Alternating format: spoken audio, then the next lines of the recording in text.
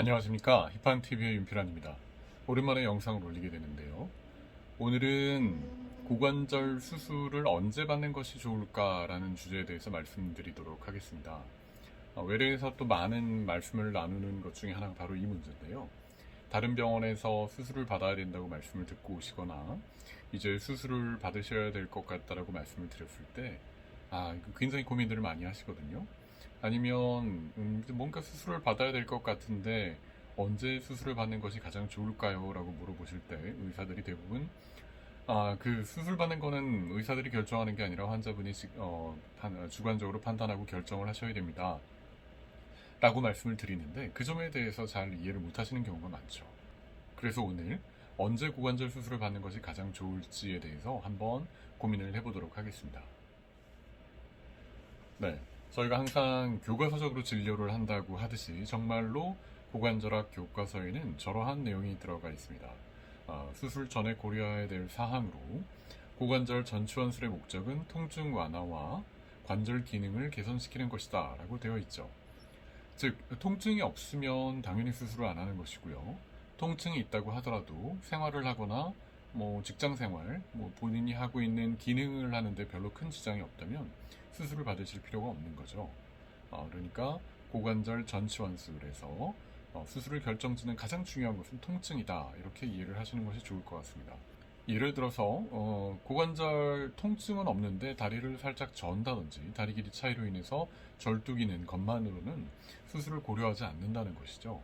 그 다리를 절고 절뚝이는 것이 기능상 굉장히 제한이 크고 심리적으로 너무 제한을 받는다면 수술을 고려할 수는 있지만 통증이 없는 한 꼭 이 고관절 전치원술을 할 필요는 없다. 이런 식으로 설명을 드리고 있죠. 네, 그리고 고관절 전추환술을 고려할 때 첫 번째로 고려할 내용 중에 하나는 고관절 전추환술의 수명이 제한되어 있다라는 점입니다. 많은 분들이 이제는 알고 계시죠? 고관절이 이제 망가져서 인공관절을 받으셔야 된다고 할 때, 그러면 고관절 수명이 얼마나 가나요? 이렇게 말씀을 하시죠. 과거에는 한 10년, 15년 정도밖에 안 갔기 때문에 가능한 한 오래 참고 나중에 수술을 받는 것이 좋겠다라고 말씀을 드렸듯이 고관절 전치환술은 제한된 수명을 가진 치료법입니다. 그러나 과거와는 달리 이제 재료가 발달하고 기술도 좋아지면서 10년, 15년은 정말 좀 옛날 얘기고요. 조심스럽게 한 3, 40년은 더 오래 갈 수 있지 않을까라고 기대를 하고 있어서 제한된 수명을 조금 더 확장을 하고 있습니다. 근데 아무리 그래도 젊은 환자는 여생 동안 수차례의 재추환술이 필요할 수 있고 이 과정에서 여러 번 수술을 받으면 관절의 기능 또한 좀 제한이 될 수밖에 없겠죠. 그래서 아무리 인공관절이 오래 간다고 하더라도 20대 초반이나 10대 말, 30대 초반 이럴 때 고관절 통증이 그렇게 심하지 않은데도 약간의 기능 제한 때문에 수술을 받는다 이런 거는 생각하지 않으시는 것이 좋겠죠. 그 다음으로 이제 비수술적 치료의 효용성에 대해서 고려를 해야 됩니다. 수술을 고려하기 전에 무조건 일단 비수술적 치료에 대해서 생각을 하게 되죠. 정형외과에서 비수술적 치료라 하면 대표적으로 보조기구를 사용하거나 약물 치료 또는 활동 조절의 세 가지 방법을 사용하게 됩니다. 여기서 고관절에서는 보조기구라 한다는 것은 목발이나 워커, 심하면 휠체어 등을 생각할 수도 있겠죠. 그러나 목발이나 지팡이 등은 사용할 수 있겠지만 휠체어까지 사용할 정도라면 이제는 수술을 고려를 할 시점이라고도 볼 수가 있겠습니다. 일단은 수술을 고려하기 전에 무조건 방금 말씀드린 보존적 요법을 먼저 시도를 해야 되는 것이 우선입니다. 저런 보존적 치료에도 좋아지지 않을 경우 수술을 또 고려할 수 있다는 것이죠. 그 다음 세 번째로 고려할 내용이 환자의 활동량과 중증도입니다. 대개 증상은 활동량에 비례하는 경우가 많겠죠. 활동이 많지 않으면 통증이 있다고 하더라도 그렇게 심하게 느끼지 않을 것이고 통증이 경미하다고 하더라도 이 환자분께서 활동을 정말 많이 하시는, 정말 많이 걸어야 되고 일을 많이 하셔야 되는 분이라면 그 느끼는 불편감은 훨씬 배가 될 것 같습니다. 그래서 증상이 경미하다면 수술을 꼭 받으실 필요가 없는 것입니다. 그리고 본인이 생활하시거나 직장 생활을 하시는데, 사회생활을 하시는데 이 활동을 줄이는 것이 가능하다면 단순히 그 활동 조절을 하는 그 단순한 보존적 치료만으로도 수술을 연기할 수가 있는 것이죠. 네, 그리고 네 번째로 고려할 내용은 일상생활 유지와 기능 저하 정도입니다. 환자의 직업 유지를 할 수 있는 여부, 그리고 가사 활동을 할 수 있느냐 없느냐, 그리고 개인 위생 관리, 뭐 정말 단순한 정말 본인이 해야 되는 개인 위생을 스스로 하지 못할 정도의 기능 제한이 있다면 역시 수술을 고려해야 된다는 것이겠죠. 여기서 제가 또 중요하게 생각하는 것 중에 하나는 환자의 직업 유지입니다. 우리나라 고관절 수술을 받는 환자분들의 평균 연령이 되게 50대가 대부분이시거든요. 그보다 훨씬 많으신 경우도 많지만요. 이 내용은 이전에 고관절 전치환술에서 다룬 적이 있습니다. 서양에서의 고관절 전치환술과 우리나라에서의 고관절 전치환술을 받는 평균 연령이 다른 이유가 서양에서는 고령에서 발생하는 퇴행성 관절염 때문에 인공관절 치환술을 받는 경우가 대부분이지만 우리나라에서는 대퇴골두 골괴사와 같은 질환 때문에 인공관절을 받는 경우가 많아서 비교적 젊은 연령, 40대, 50대 이 연령에서 고관절 전치환술을 받게 되죠. 그런데 잘 아시는 것처럼 이 연령대가 바로 사회적으로 가장 왕성하게 활동할 시기입니다. 그런데 통증으로 인해서 활동을 하지 못하고 직장 생활도 못하고 본인의 사회생활을 영위하지 못한다면 통증이 경미하다고 하더라도 역시 수술을 고려할 수가 있는 것이겠죠. 이 내용이 좀 복잡합니다. 좀 약간 사회적인 이슈도 좀 고려를 해야 된다는 것이죠. 반면에 뭐 통증이 있다고 하더라도 사회생활 하는데 전혀 지장이 없고 또 심리적으로도 별로 스트레스를 받지 않는다면 역시 수술은 일찍 고려하실 이유가 없는 겁니다. 여기서 스트레스가 굉장히 중요한데요. 나중에도 말씀드리겠지만 통증이라는 것은 처음에는 뭐 극복할 수 있다라고 할 수가 있겠죠. 그러나 이 통증이 한번 만성적으로 되고 해결이 되지 않는다면 기분이 굉장히 좋지 않게 됩니다.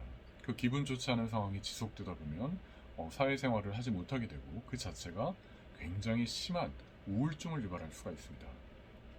통증 자체가 그냥 통증으로 끝나지 않고 기능 제한으로 끝나지 않고 여러분의 기분을 울적하게 만들고 심리적으로 굉장히 저하되게 위축되게 만들고 정말 실제로 우울함감이 생기면서 사회적으로 위축되신다면 수술을 고민하지 마시고 그때는 통증이 있다면 수술을 심각하게 진지하게 고려를 해보시는 것이 좋을 것 같습니다.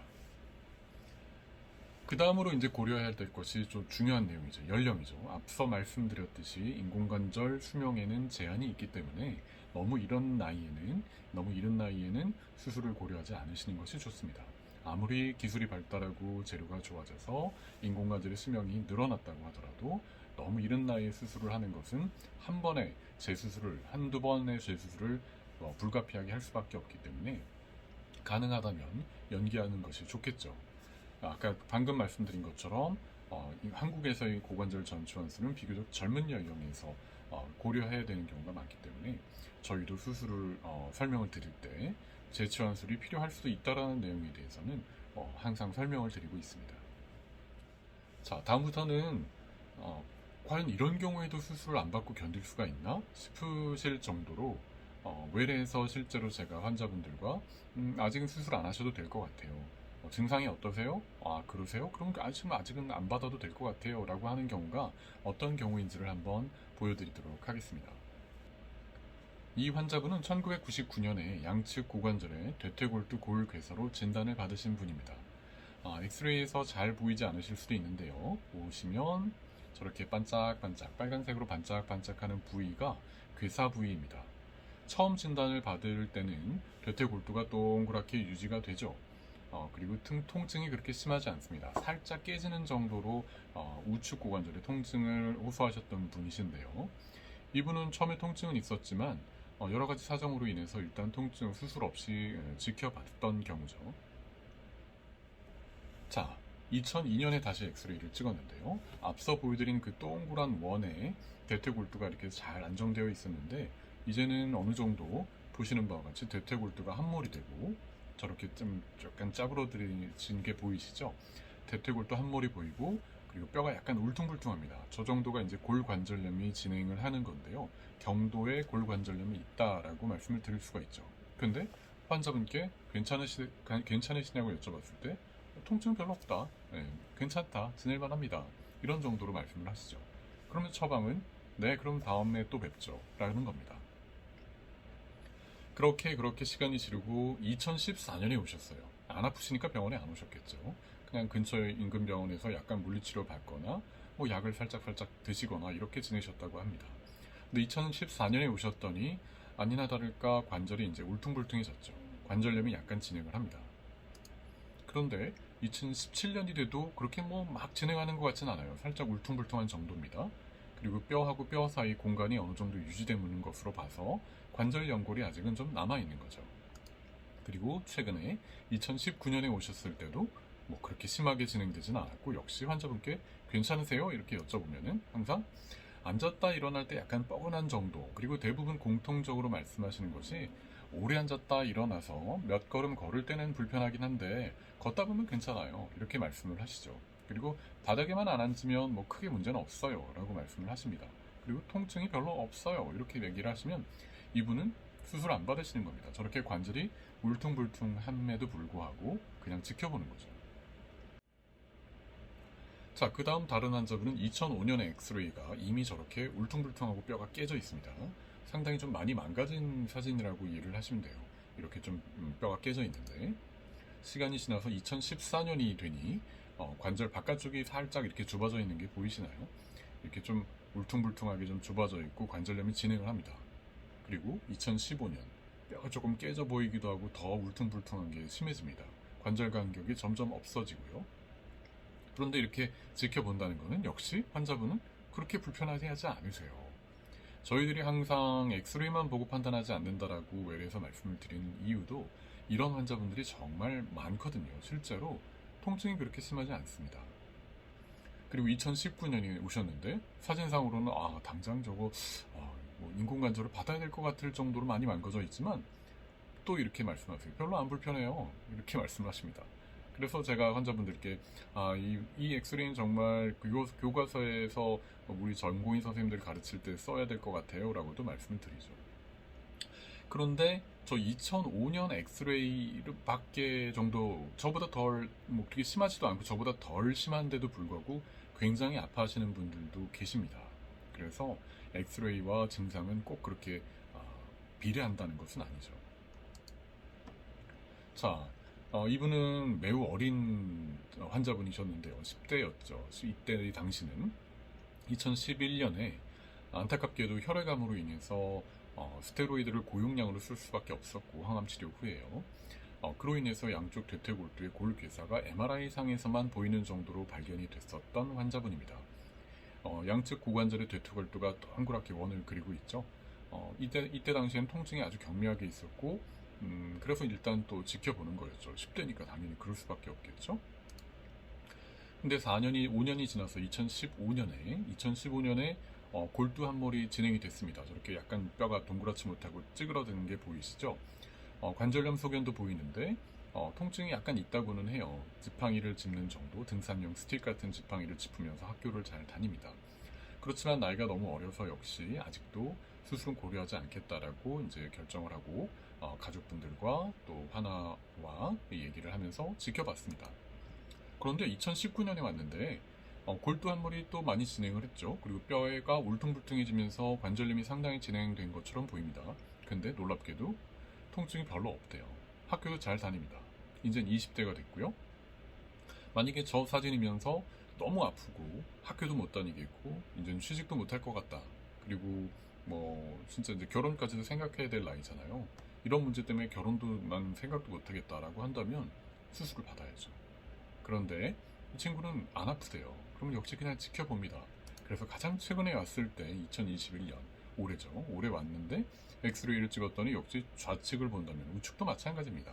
상당히 울퉁불퉁하고 관절염이 심하게 진행이 됐음에도 불구하고 쿨하게 별로 불편한 거 없어요. 이렇게 외래로 옵니다.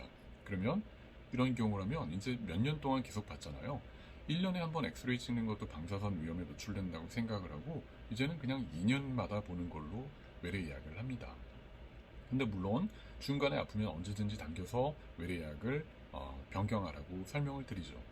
이런 식으로 많이 망가져도 수술을 안 받는 경우가 있기 때문에 여러분들께서 진료를 보셨을 때 본인이 보시기에 엑스레이가 상당히 망가졌는데 내가 근데 아프진 않고 근데 정말 이 고관절이 무너져서 수술을 빨리 받아야 되나 고민이 되시잖아요. 이런 경우를 참고하셔도 좋을 것 같습니다. 그럼 이렇게 망가졌을 때 어느 정도로 걸을 수 있나도 궁금하시죠? 이분의 엑스레이도 보면은 대퇴골두가 울퉁불퉁합니다. 그런데 진료실에서 짧은 거리긴 하지만 터덜터덜, 저 친구도 굉장히 낙천적인 분이신데요. 제 친구라고 해서 죄송합니다. 저는 이제 자주 보다 보면은 좀 환자분들과 친해지니까요. 환자분도 잘 걸으시죠? 비교적 잘 걷습니다. 저렇게 울퉁불퉁한데도요. 다음 환자분도 대퇴골두가 울퉁불퉁하고 뼈가 뾰족하게 튀어나와 있어요. 그래서 바닥에도 앉을 수도 있습니다. 저와 같이 양반들에게 되게 어색하게 되긴 하죠. 그리고 동영상이 상당히 빨리 진행되긴 하지만 역시 잘 걸어요. 잘 걸으세요. 그래서 역시 그냥 지켜보고 있는 경우입니다. 그 다음 이 환자분도 대퇴골두가 굉장히 울퉁불퉁하고 뼈가 약간 패여있기도 하죠. 그런데 역시 잘 걷습니다. 자연스럽죠? 상당히 오랜 시간 동안 그 골두가 무너진 채로 지냈고 관절 운동을 열심히 하고 스트레칭도 열심히 해서 저와 같이 굉장히 자연스럽게 걸으시면서 이렇게 웃을 수도 있죠. 자, 근데 이분의 경우에는 어떠세요? 엑스레이가 이제 망가졌다는 거는 대략 좀 아실 수가 있겠죠. 대퇴골두가 완전히 함몰이 됐고 까맣게 뭔가 물혹 같은 것도 많이 보이고 관절 연골도 거의 닳았습니다. 그래서 제 외래 차트를 이렇게 한글로 옮겨봤는데요. 좌측에 고관절 대퇴골두 골괴사로 진단을 해드렸고 오래전부터 다니셨어요. 그 엑스레이가 진짜 점점 진행이 되는 거를 본인도 알고 계시고 저도 항상 설명을 드리죠. 그런데 증상에서 말씀하시는 것처럼 아픈데 무서워서 참고 있다라고 말씀을 하세요. 그러면 방사선 사진상에서는 이제 대퇴골두가 함몰이 됐고 관절염이 점점 진행이 되고 있기 때문에 저의 처방은 무서워하실 필요 없다. 이제 너무 참지 마시고 이제는 수술을 받으시라고 말씀을 드리죠. 그때 요새 힙한 TV를 보여드립니다. 고관절 전치환술이 그렇게 무서운 수술이 아니고 안전하고 좋은 수술이라는 것을 설명드리기 위해서 유튜브 채널을 보여드리면 약간 도움이 되시는 것 같아요. 그리고 또 이제 수술을 결정하실 때 혼자서 오시면은 그 결정하시는 게 좀 힘드신 경우가 많거든요. 그럴 때는 다음 진료 때는 혼자 오지 마시고 가족분들과 같이 오셔서 설명을 들으시고 결정을 하시라고 말씀을 드립니다. 그 결과 환자분은 수술을 결정하셨고 이와 같이 인공관절 치원술을 받으시고 내가 왜 진작 안 받았을까 이렇게 말씀을 하시면서 아주 잘 지내고 계십니다. 그러니까 통증이 있고 아까 말씀드린 이유로 심하다면 고민하지 마세요. 그럴 땐 수술을 받으시는 것이 맞습니다. 이상을 정리해드리면 고관절 수술은 이럴 때 받으시는 것이 좋을 것 같습니다. 이것도 제 제안일 뿐이고요. 여러분께서 진료받고 계시는 전문의 선생님께서 잘 알고 계실 테니 이런 내용을 참조하셔서 수술 시기를 결정하시는 것이 좋을 것 같습니다.